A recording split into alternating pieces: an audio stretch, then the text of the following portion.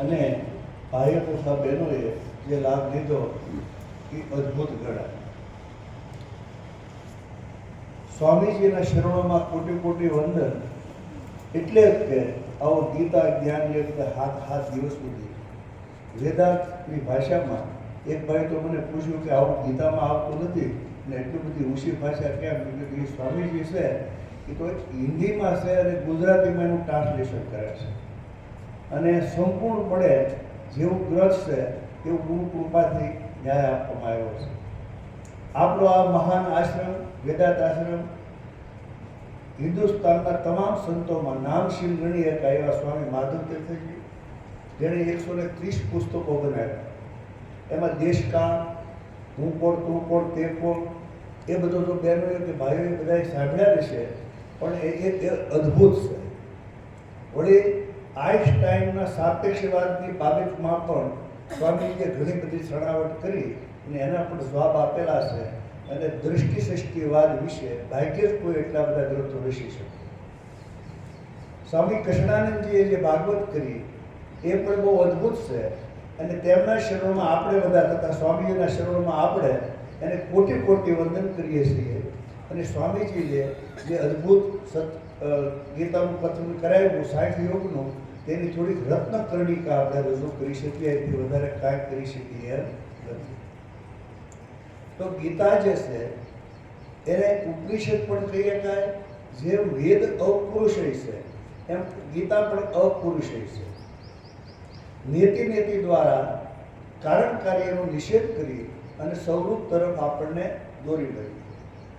ખાસ તો વાત આમાં એ જ આવેલી છે કે અર્જુન અને ભગવાન શ્રી કૃષ્ણના સંવાદમાં કુરુક્ષેત્રના મેદાન શોક થયેલો અને અર્જુન નીચે બેસી જાય હથિયાર મૂકી દીધા તો શોક નાશનો ઉપાય તો પંચદશીમાં પણ છે. એક અજ્ઞાન આવરણ જાણો, દ્વિ ભ્રાંતિ જ્ઞાન કિસાણો, શોક નાશ અતિ હર્ષ અપારા, હાથ અવસ્થા એમ નિર્ધાર્યા. એમ શોક નાશ જો જાય તો જ હર્ષ એટલે બ્રહ્મકાર વૃદ્ધિને બ્રહ્મ જ્ઞાન થાય. બીજા નંબરમાં સ્વામીજીના મુખેથી પ્રણવ છે એ ધનુષ છે, જીવ છે એ માણસ છે અને લક્ષ્ય છે એ પરમાત્મા છે. પ્રણ કે ઓમકાર કહે એ પણ આપણને જે નથી જાણતા એવું પણ આપણને આમાં જાણવાનું ઘણું રહ્યું છે. અને ગીતા માતા જે છે એનું દૂધ અથવા સ્તનપાન એ સ્તુતિ છે અને એ જો આપણે સ્તનપાન કરીએ તો જ્ઞાન થતાં કાંઈ વાર લાગતી નથી. અને અર્જુનની જગ્યાએ બધે આપણે જે બધા જે છીએ અજ્ઞાની અર્જુનની જગ્યાએ છીએ. બીજી સ્વામીજીએ ખાસ વાત કરી કે શત્રુ બે પ્રકારે છે. વ્યવહારના સંસારના જે બહારના શત્રુને પણ જીતવાના છે, અંદરના કામ, ક્રોધ, લોભ, મોહ આદિ એને પણ જીતવાના છે. અને કુરુક્ષેત્રનું મેદાન એક વ્યવહાર છે, એમાં કાંઈક આપણા સાથે કાંઈક બીજા છે. આપણે કહીએ મધુ ને કૈટવની વાત આવી છે તો મધુ અને કૈટવ એ બે રાક્ષસો એને હણવામાં ભગવાન રણી શકે. ભગવાન રણી શકે એનું કામ એમ છે કે શુદ્ધ ગુણ સંપન્ન હોય એ જ આગળ વધી શકે, બાકી કોઈ આગળ આમાં વધી શકતું નથી. બીજા નંબરમાં કે વાણીથી કોઈને પણ દુઃખ થવું ન જોઈએ. વાણીમાં સાવધાની બધાને રાખવાની જરૂર છે. અને પોતાનું અથવા પોતાની વિદ્યાનું બળ જો આપણામાં વધી જાય તો એ અભિમાનને પાત્ર બને છે. ઘણી વખત ઘણા સાધનો કરતા હોય છે, સમાધિ કરતા હોય છે, યોગ કરતા હોય છે. તો યોગ કરતા હોય પણ એની માટેનું એવું અભિમાન આવી જાય તો સાધન નીચે જાય છે પણ આગળ વધી શકાતું નથી. એવું પણ સ્વામીજી આપણને ગીતાની છણાવટમાં જણાવ્યું છે. અર્જુનને યુદ્ધ સમયે આવો મોહ કેમ થયો? યુદ્ધ ન કરવું એનું એક જ કારણ છે કે આ બધો જે સગા સંબંધી છે અને લેવાનું તો કાંઈ છે. ત્યારે અર્જુનને ભગવાન સમજાવે છે કે આ યુદ્ધ નથી, તારા માટે એક ખાસ અવસર આવેલો છે. ક્ષત્રિય હોવાથી આ ધર્મ યુદ્ધ છે. આમાં કોઈ હણતું નથી, કોઈ મરતું નથી. કારણ કે સત્વગુણ, તમોગુણ ને રજોગુણના જે પુતળા છે મરે છે તો અહંકાર મરે છે, આત્મા મરતો નથી. અને એ તો અવિનાશી સ્વરૂપ હોવાથી તારી ફરજ એ જ તારો ધર્મ છે, નહીંતર નરકનું દ્વાર ખુલ્લું છે. ભગવાને આવી ચેતવણી આપી. અર્જુન હાલ રાગમૂલક બુદ્ધિમાં હતો, એમાંથી બહાર કાઢવા માટે આ ગીતા આખી છે આપણે માટે. અને આપણે બધા ખરેખર વિચાર કરીએ તો જીવનું મૂળ તો અવિદ્યા છે, કારણ પણ અવિદ્યાનું કાર્ય એ રાગદ્વેષ છે, અને અનુકૂળતા અને પ્રતિકૂળતા છે એ આ જીવનું જીવન છે. જીવનું જીવન જો ખરેખર જોવા લઈએ આપણે તો અનુકૂળતા અને પ્રતિકૂળતા છે, અને અનુકૂળતા અને પ્રતિકૂળતા રાગદ્વેષ થાય છે, અને એ જ મધુ ને કૈટવ નામના અસુરો છે. બીજા નંબરમાં અંતકરણની શુદ્ધિ માટે અવિદ્યાના પરિવારનો ત્યાગ કરવો પડશે. કામ, ક્રોધ, મોહ, લોભ, દ્વેષ, રાગ આ બધાનો ત્યાગ કરવો જરૂરી છે. અને જેને આત્મિક જ્ઞાન થાય છે એ કોઈ શોક કરતા રાગદ્વેષથી પ્રભાવિત થવું સ્વામીજીએ કીધું છે કે કોઈ જ્ઞાનીનું લક્ષણ નથી. રાગદ્વેષ થાય, દાખલા તરીકે નિષ્ઠા ભાવે એને જોઈ લેવા પડે. આ જ્ઞાન એનો અધિકારી ફક્ત મનુષ્ય છે. એક વાત ખાસ આપણને જાણવા મળી કે મનુષ્ય સિવાયના ઇતર જે પ્રાણીઓ છે, ધરાયુજ, અંડર, સ્વેદજ, ઉદ્ભીજ, એમાં જે પ્રાણીઓ છે એમાં એક જ ભાષા સ્વામીજી બોલ્યા, ફક્ત ફળ છે. શું કીધું? હવે ફળનો અર્થ એવો થાય ફક્ત ભોગવવું. ફક્ત ભોગવવું, એટલી બધી પરાધીનતા. ગાયને કતરખાને આવી જાય, બળદને ગમે એટલો હાંકે, ભેંસુને દોવે છે, સાંભળા ઉતારે, એટલે એ પોતે સ્વતંત્ર રીતે કાંઈ કરી શકતા નથી. અનંત જન્મોના પૂર્ણના પ્રતાપે 50% પુણ્ય ઉપર વધી જાય અને 40% પાપ જેવું દોષો રહે ત્યારે મનુષ્ય અવતાર થાય છે. અને એક જ જન્મની અંદર આ કામ કરી શકાય એવું છે. એટલે દરેક માણસનો જન્મ સહેલો છે એવું ઉપનિષદો, વેદો અને સ્વામીજીનું પણ આમાં તારણમાં કહેવામાં આવ્યું છે. એટલે ભેદ દૃશ્યમાં ભરેલો દેખાય છે, પણ દ્રષ્ટામાં ભેદ નથી, કારણ કે દ્રષ્ટા તો ફક્ત જોનારો છે. એક જ પરમાત્મા જે કાંઈ છે તે સર્વના રૂપમાં પ્રતીત થઈ રહેલા છે. અને આને આગળ વધવા માટે નિધ્યાસનની ખાસ જરૂર છે. આપણે કે બ્રહ્માકાર વૃત્તિ કરવી, પણ નિધ્યાસન થયેલું હોય અને પદાર્થ શોધન થાય તો જેવી વસ્તુ છે એવી વૃત્તિ થાય. આવો પણ સ્વામીજી આપણને શરણાવટમાં જણાવ્યું છે. બીજી ખાસ સ્વામીજીએ વાત કરી કે જપ કરી, તપ કરી, કોટી જગત કરી, કાશીએ જઈ કરવત દેતા, મેરા પછી મેં મુક્તિ માંગે તો જંગલ હરજે. જો જપ કરવાથી, તપ કરવાથી, યોગ કરવાથી, સમાધિ કરવાથી જો જ્ઞાન થતું હોય તો બધા જ્ઞાની ન હોય. પણ આ ભગવાનનું જે આપણું સ્વરૂપ છે એ સાધન સાધ્ય નથી. એટલે સાધન સાધ્ય ન હોવાથી તેનું અભિમાન પણ રાખવા જેવું નથી. અને એનું એક દ્રષ્ટાંત છે કે જે કંઈ અંતકરણનું જ્ઞાન છે એ સુષુપ્તિમાં ગોચ્યું મળતું નથી, સમાધિમાં હાથમાં આવતું નથી. તો આ જગતનો બધો જ વ્યવહાર અંતકરણથી છે. અને અંતકરણ અવિદ્યાનું કાર્ય છે, એટલે કે અજ્ઞાનથી છે. અને અજ્ઞાનનો બાદ કરવા માટે ક્રિયાની જરૂર નથી, પ્રકાશની જરૂર છે. હમણાં આપણે કીધું સ્વામીજીએ. એટલે અનુભવ સ્વરૂપ હોય જે એનો ક્યારેય અનુભવ થતો નથી. અનુભવ પોતાથી ભિન્ન હોય એનો જ થઈ શકે છે, બીજાનો અનુભવ થઈ શકતો નથી. વાત તો ઘણી બધી છે, પણ ટૂંકમાં પતાવી દઈએ આપણે, કારણ કે લાંબો ટાઈમ ન લાગે. સ્વામીજી બરોબર હે? સતનો અભાવ નથી, સતનો અભાવ નથી, જગતનું અસ્તિત્વ નથી. ઘડા એક છે, અનેક છે, પણ ઘટત્વ.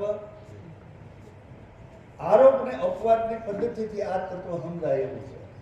આરોપ અને અપવાદની પદ્ધતિથી આ તત્વ આપણને સમજો કે આરોપ અને અપવાદ સ્વામીજી એટલી બધો ભાર મૂક્યો છે. તો આરોપ ને અપવાદ એટલે શું? દાખલા તરીકે આપણે માથામાં અને શરીરમાં બહુ મેલ છો હોય તો આપણે શેમ્પુ કે હાબુ લાવીએ, એ બરાબર ઘસીએ પછી એમને બહાર નીકળી જાય કે કાઢી નાખવું પડે શેમ્પુ ને હાબુ. હાબુ એ જાય, શેમ્પુ જાય, મેલે જાય, આપણે જેવા હોય એવા ધરેવા રહી. આમ જે જ્ઞાન મળે છે એને બાદ કરવાનો છે, જે અજ્ઞાનનો છે એનો બાદ કરવાનો છે.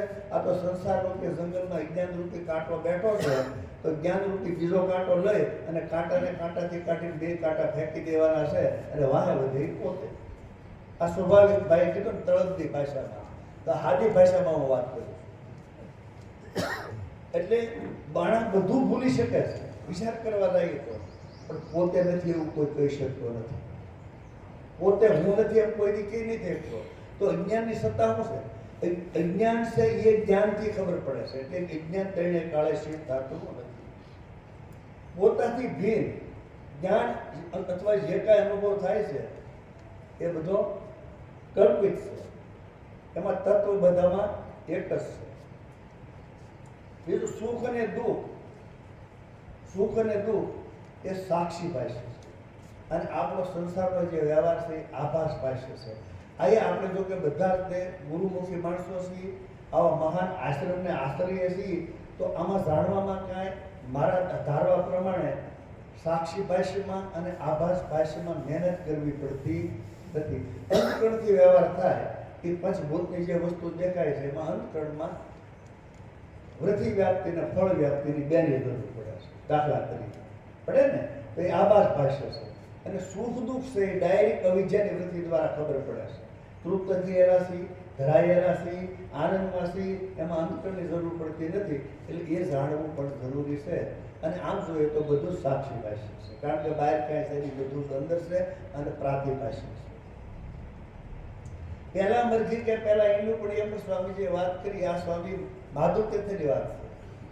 પહેલા મરજી કે પહેલા કાંડ કાર્યમાં વધારે પડતું લોકો માનતા હોય છે, પણ પેલો સોનારો તો પહેલા જગત.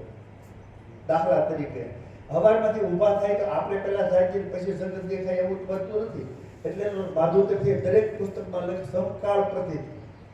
ઊંઘી જાવતી ક્રમવાર ઊંઘાવે એવું નથી, જાગતી ક્રમવાર હમાય એવું નથી. આ જગત સમકાળ પ્રતીતિ છે.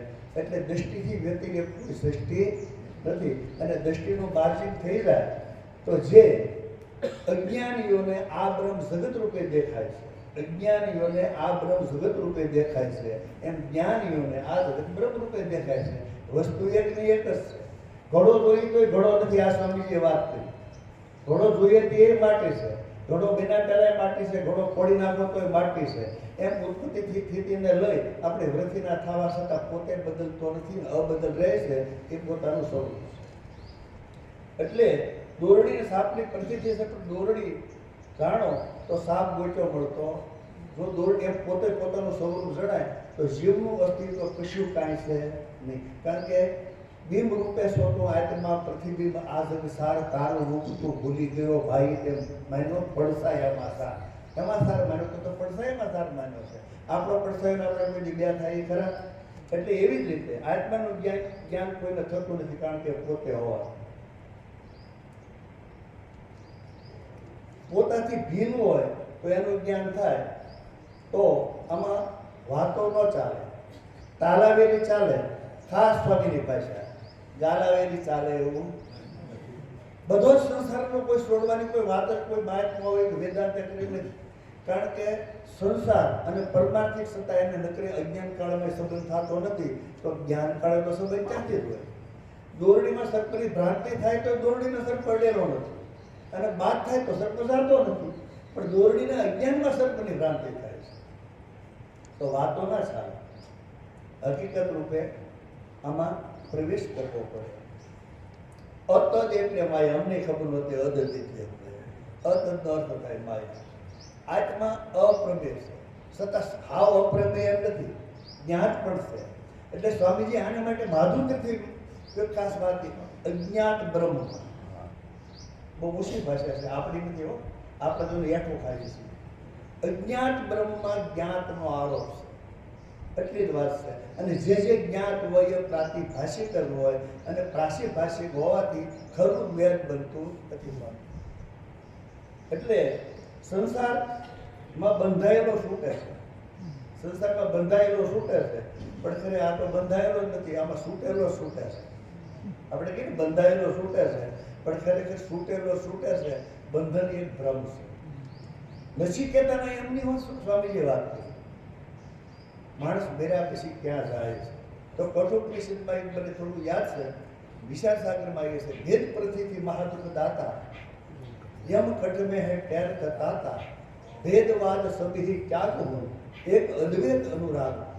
આ બધી ઘણી બધી વાતો સ્વામીજીએ કરી છે, પણ આપણી હેસિયત નથી કે એટલું બધું આપણે બોલીએ જ છીએ. પણ મને જે કહેવામાં આવ્યું આ દ્રષ્ટિ દ્વારા એનો ઘણો ખૂબ ખૂબ આભાર.